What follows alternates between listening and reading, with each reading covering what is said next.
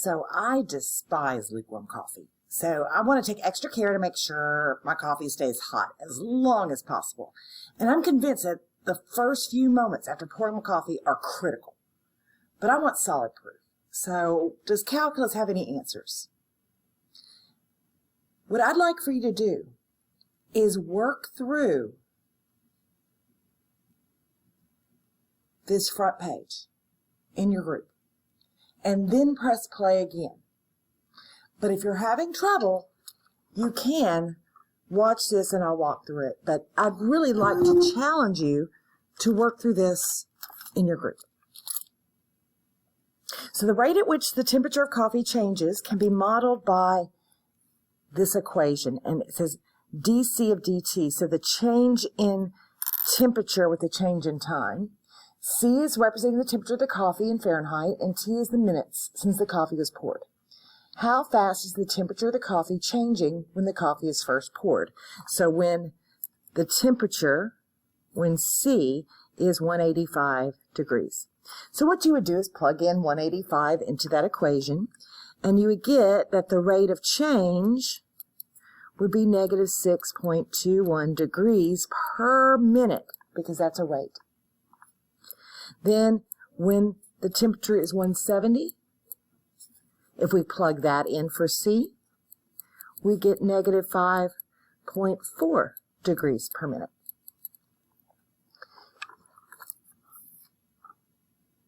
So the next one says, explain why the graph of C of T cannot resemble either of the following two graphs.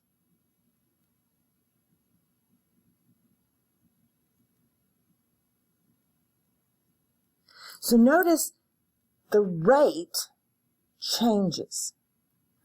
Here, this is showing the temperature with time, and this is a constant rate.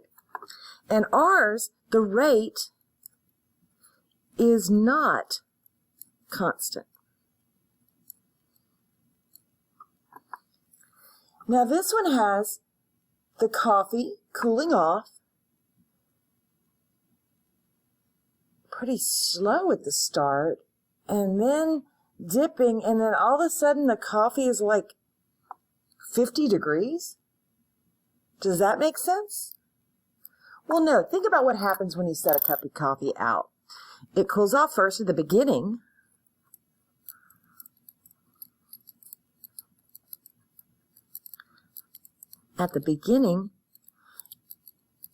And then it levels off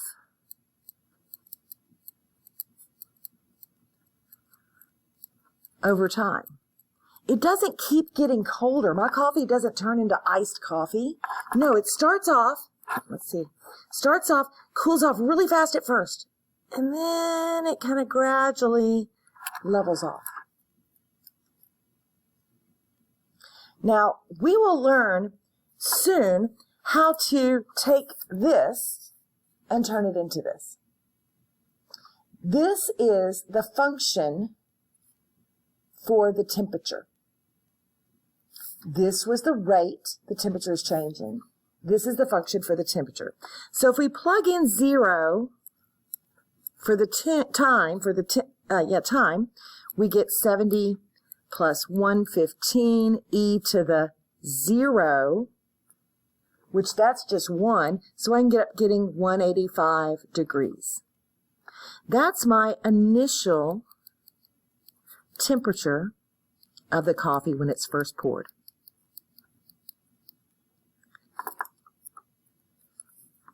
Now, what would happen to this equation if I take the limit as time goes to infinity? Well, what would happen to that part of the equation? That's really, if I think about it, that's really like having 70 plus 115 over e to the 0.054t. And so when you plug in infinity, this is getting really, really, really big. So think about it as 70 plus 115 over infinity. Well, that's going to reduce to 0. That's going to approach 70.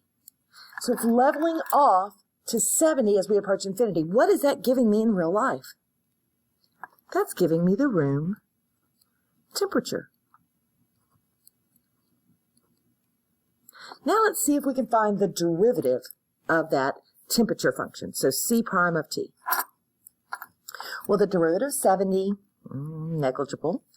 Then I'm going to take plus 115 e to the negative 0.054 t, but this is a peanut, so I'm going to do times negative 0.054. Now, if I multiply the 115, oops, this should be an equal sign. I multiply these two together, I get C prime of t equals negative 6.21 e to the negative 0.054 t. Notice that this matches the rate of change when we first poured the coffee. So when time was 0, that was the initial rate of change. That's pretty cool. Now we want to show that this answer is actually equivalent to dc of dt. So dc of dt, up at the top, said negative, actually said a positive, 0.054 times 70 minus c. Well, here's our function for c. So I'm going to put that in a different color.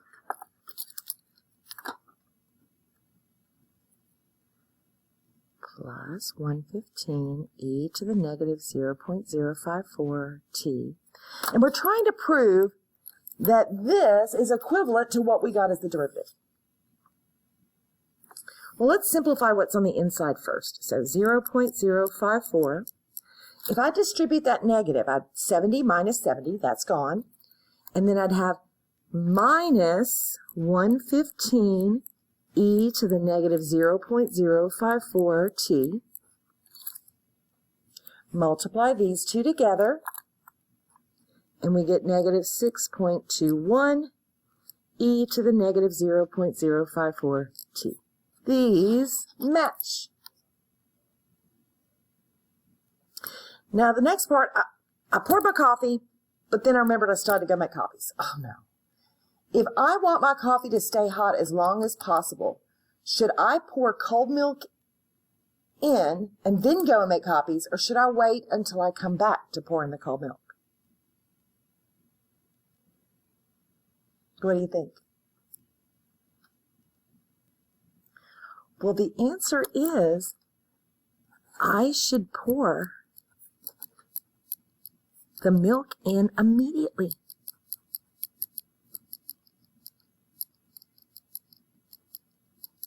Because the difference between the air temperature and the liquid, once I pour the milk in, is smaller than just leaving it as coffee. And if it's smaller, that difference is smaller, then we'd get a slower rate of cooling.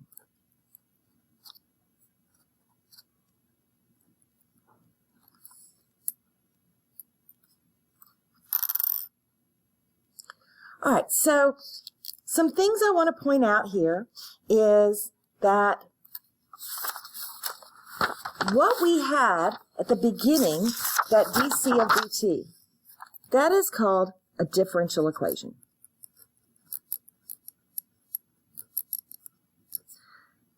And that's just an equation containing a derivative.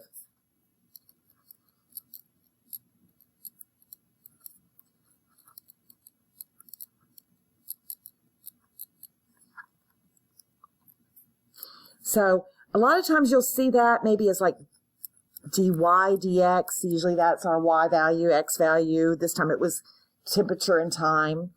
But that's our first derivative. The way that we denote a second derivative in that notation was we're taking the derivative a second time of y with respect to x again. So these are where they put the 2's, and that would mean the second derivative.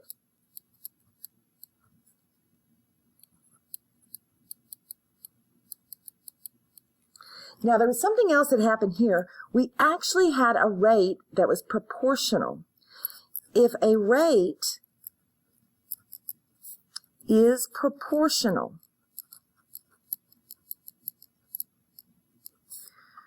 to the current quantity,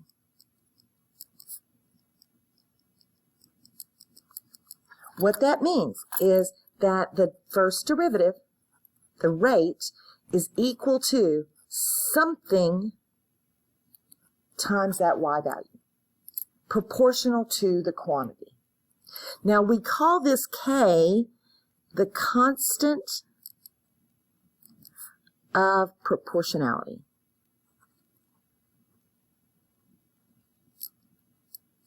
So if I look back, we had a rate is equal to something times our difference in temperature. So this is actually proportional. Something times our temperature. So I invite you to work through this check for understanding as your homework. Work in your groups. See what you can figure out.